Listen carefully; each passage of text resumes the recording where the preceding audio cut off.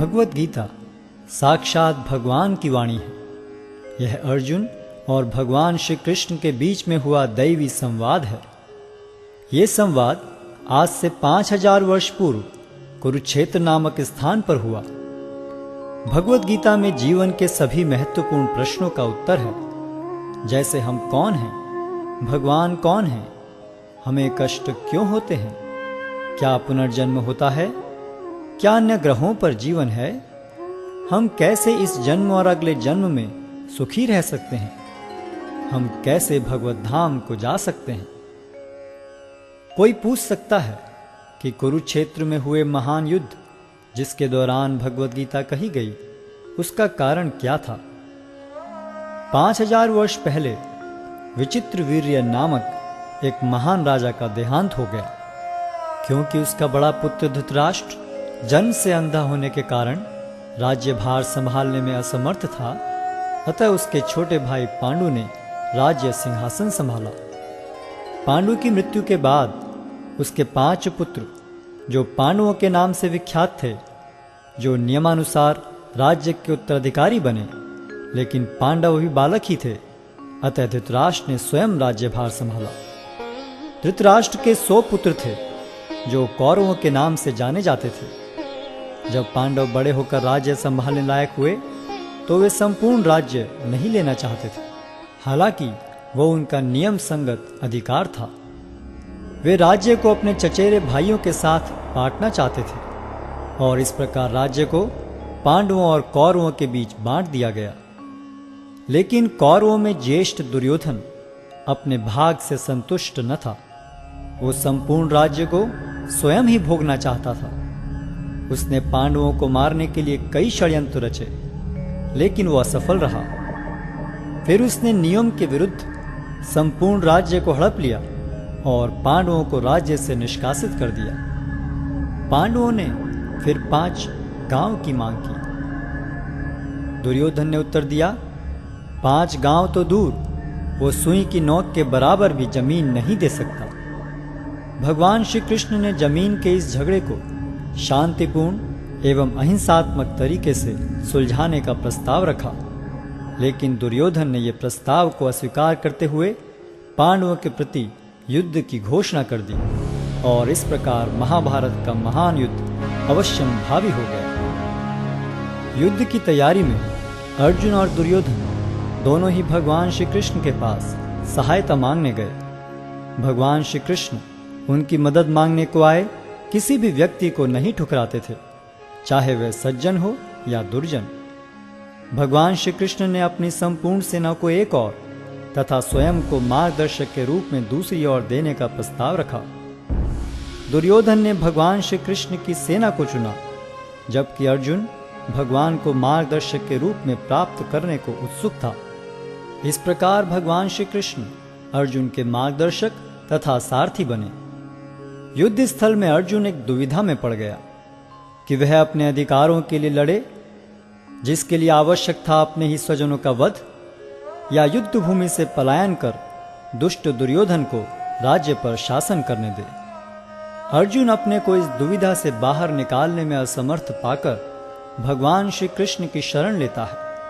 शरणागत आए अपने मित्र एवं भक्त अर्जुन को भगवान श्री कृष्ण भगवत गीता के दिव्य उपदेश द्वारा इस दुविधा से उबारते हैं और श्रीमद् भगवत गीता के माध्यम से अर्जुन के ही समान अपनी शरण में आए सभी भक्तों का मार्ग प्रशस्त करते हैं। भगवत गीता दिव्य साहित्य है जिसको ध्यान पूर्वक पढ़ना चाहिए। गीता शास्त्रमिदं पुण्यम यह पठेत प्रयतः पुमान। यदि कोई भगवत गीता के उपदेशों का पालन करे तो वह जीवन के दुखों तथा चिंताओं से मुक्त हो सकता है। भय शोकादि वर्जितः, वह इस जीवन में सारे भय से मुक्त हो जाएगा और उसका अगला जीवन आध्यात्मिक होगा। गीताध्ययनशीलस्य प्राणायाम परस्य च नैव सन्ति ही पापानि पूर्व जन्म कृतानि च। यदि कोई भगवत गीता को निष्ठा तथा गंभीरता के साथ पढ़ता है तो भगवान की कृपा से उसके सारे पूर्व दुष्कर्मों के फलों का उस पर कोई प्रभाव नहीं पड़ता। मलिने मोचनं पुंसां जलस्नानं दिने दिने सकृद्गीतामृतस्नानं संसारमलमनाशनम। मनुष्य जल में स्नान करके नित्य अपने को स्वच्छ कर सकता है, लेकिन यदि कोई भगवद गीता रूपी पवित्र गंगा जल में एक बार भी स्नान कर ले तो वह भवसागर की मलिनता से सदा सदा के लिए मुक्त हो जाता है। गीता सुगीता कर्तव्या किमन्यै शास्त्र विस्तरै या स्वयं पद्मनाभस्य मुख पद्माद्विनिस्सृता। चूंकि भगवद गीता भगवान के मुख से निकली है, अतएव किसी को अन्य वैदिक साहित्य पढ़ने की आवश्यकता नहीं रहती। उसे केवल भगवद गीता का ही ध्यानपूर्वक तथा मनोयोग से श्रवण तथा पठन करना चाहिए। वर्तमान युग में लोग सांसारिक कार्यों में इतने व्यस्त हैं कि उनके लिए समस्त वैदिक साहित्य का अध्ययन कर पाना संभव नहीं रह गया है, परंतु इसकी आवश्यकता भी नहीं है। केवल एक पुस्तक भगवद गीता ही पर्याप्त है, क्योंकि यह समस्त वैदिक ग्रंथों का सार है और इसका प्रवचन भगवान ने किया है।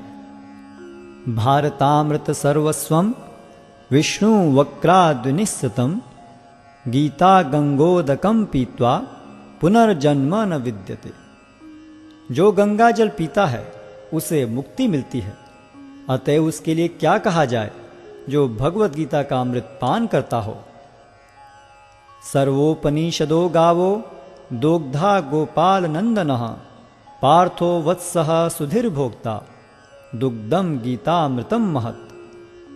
यह गीतोपनिषद भगवद गीता, जो समस्त उपनिषदों का सार है, गाय के तुल्य है और ग्वाल बाल के रूप में विख्यात भगवान कृष्ण इस गाय को दुह रहे हैं। अर्जुन बछड़े के समान हैं और सारे विद्वान तथा शुद्ध भक्त भगवद गीता के अमृतमय दूध का पान करने वाले हैं। एकम शास्त्रम देवकी पुत्र गीतम एको देवो देवकी पुत्र एव एको मंत्रस्य तस्य नामानि यानि कर्माप्येकम तस्य देवस्य सेवा।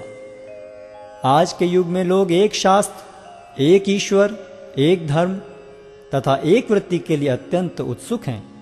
अतएव एकम शास्त्रम देवकी पुत्र गीतम, केवल एक शास्त्र भगवद गीता हो जो सारे विश्व के लिए हो। एको देवो देवकी पुत्र एव, सारे विश्व के लिए एक ईश्वर हो Shri Krishna.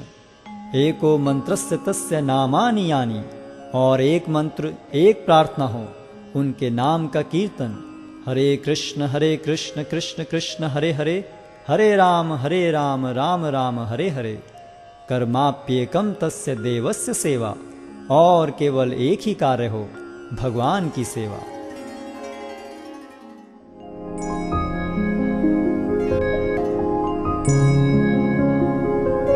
Like, share and subscribe for more such content.